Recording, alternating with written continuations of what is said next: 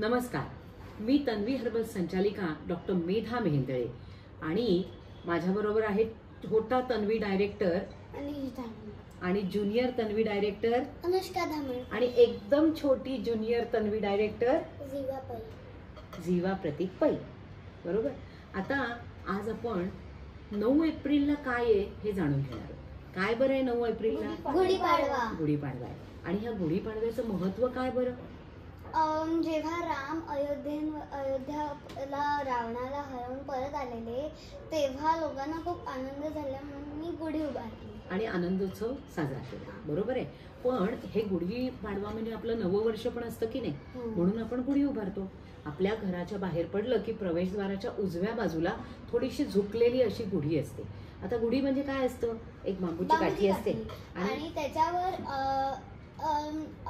एक असं उपडं भांडण, तांब्या उपडा घातला जातो. तांब्याचा तांब्या. त्याच्यावर एक शाल असते, वस्त्र असतं, कापड घातलेलं असतं आणि आंब्याची पानं, कडुनिंबाची पानं ही सगळी त्याला लावलेली असतात. आणि मग आपण गुढीची पूजा करतो. तुमच्याकडे आहे की नाही? तुम्ही करता ना. आणि नववर्ष यात्रा पण निघतात ना गुढीपाडव्याला. तुम्ही भाग घेतलाय ना यात्रेत? काय करणार आहात तुम्ही? त्याच्यामध्ये मी शिवाजी महाराजांबद्दल डान्स करणार. अरे वा, खूपच मस्त. आणि मग ते चित्ररथ जे असतात त्याच्यात तुमचं असणार का? नाही, त्याच्यात बाहेर तुम्ही डान्स करणार आणि मग शिवाजी महाराज असणार, तुम्ही सगळे तिथे डान्स करत असणार. किती सुंदर दिसत असेल ना. सगळं छानच होणार आहे. मग तुमची प्रॅक्टिस चालू असेल शाळेत रोज. म्हणजे असं प्रत्येक शाळा त्याच्यात भाग घेणार आणि आपलं नववर्ष साजरं करणार. आता ह्यात कडुनिंबाचा पाला जो असतो तो आपल्याला गुळाबरोबर खायला सांगितलाय. म्हणजे आपण गुढीला ओवाळलं, आपण पूजा केली गुढीची की त्याच्यानंतर कडुनिंबाचा पाला, गूळ, ओवा, जिरं आणि हिंग असं एकत्र वाटून छोटीशी गोळी करून प्रसाद म्हणून आपण घ्यायची. हे का माहितीये का तुला? कडुनिंब का खायचं असतं माहितीये तुला? ते आपल्या हेल्थसाठी चांगलं असतं. पण म्हणजे का बरं? कारण काय? कारण पोटासाठी चांगलं. हा, कडुनिंब जे आहे ना, निमचा जो पाला असतो की नाही, तो कडू असतो पण आपलं आरोग्य गोड करत असतो. आणि म्हणून वर्षाची सुरुवात कडुनिंबाच्या पाल्याने खाऊन केली की आपलं वर्ष खूप गोड आरोग्यमय जातं. आता हा कडुनिंबाचा पाला असतो ना, हा शीतल थंड असतो. म्हणजे अगदी चंदनासारखा थंड असं त्याला म्हटलं जातं. त्यामुळे ज्यावेळेला आपल्याला गोवर कांजिण्या येतात तेव्हा गरम कोमट पाण्यामध्ये कडुनिंबाची पानं घालून त्यांनी आंघोळ केली जाते. म्हणजे आपल्याला उष्णता कमी व्हावी, शरीराला थंडावा मिळावा यासाठी. आणि कडुनिंबाची जी पानं आहेत ती, आता हा ऋतू बदल होतो की नाही, थंडी असते आणि एकदम उन्हाळा येतो, मग त्यावेळेला आपल्या शरीरामध्ये वेगवेगळे रोग प्रवेश करतात, व्हायरल इन्फेक्शन्स होतात. ती होऊ नये ह्याच्यासाठी सुद्धा कडुनिंबाचा पाला काम करतो आणि आपल्या शरीरातला पित्तदोष संतुलित करण्याचं काम करत असतो. आणि कडुनिंब रोगप्रतिकार शक्ती वाढवतो, त्वचाविकार कमी करतो, रक्तशुद्धी करतो. म्हणजे किती गोष्टींसाठी छान आहे. म्हणून काय माहितीये का, पूर्वीच्या काळी जेव्हा कडुनिंबाचं झाड आपल्या जवळपास लावलं जायचं, कशासाठी माहितीये का? कारण कडुनिंब आपल्याला औषधी आहे. कुणालाही घरी उपयोगात आणायचं असेल तर लगेच कडुनिंबाची पानं आणून आंघोळ करायची.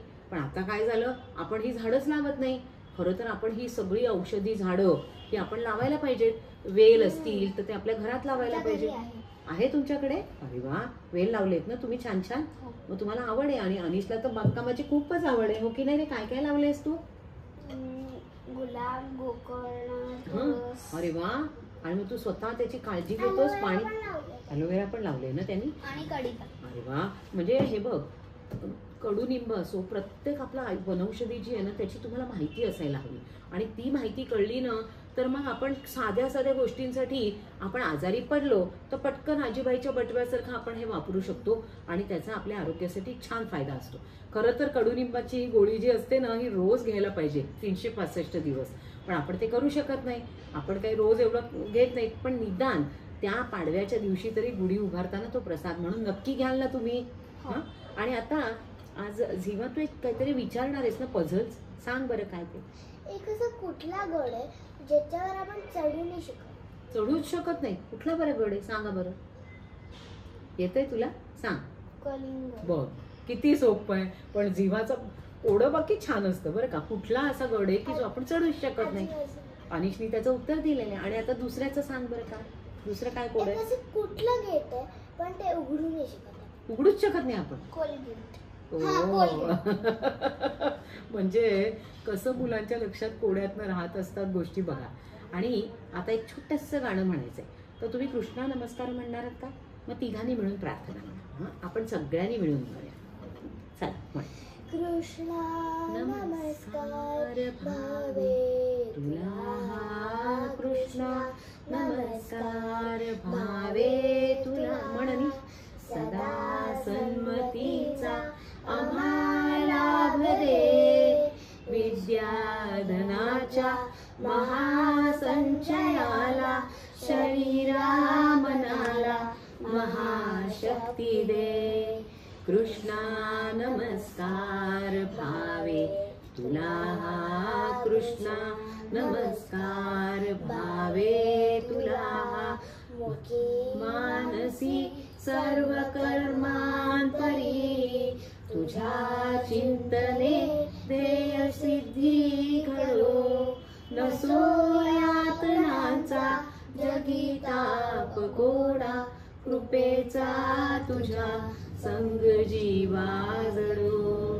कृष्णा नमस्कार भावे तुला, कृष्णा नमस्कार भावे तुला, भावे तुला, भावे तुला. शाबास दिवानी. आणि आपण सगळ्यांनी आज कृष्णाची प्रार्थना म्हटली की नाही, तसं तुम्ही रोज सकाळी उठल्यावर वक्रतुंड श्लोक, संध्याकाळी शुभं करोती, टेबल्स म्हणता की नाही, हे सगळं का करायचं?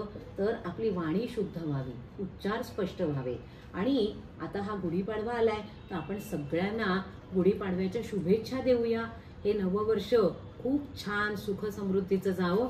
आणि अशीच माहिती दर रविवारी आम्ही तुम्हाला सांगणार आहोत आपल्या बालजम्मत या कार्यक्रमातनं.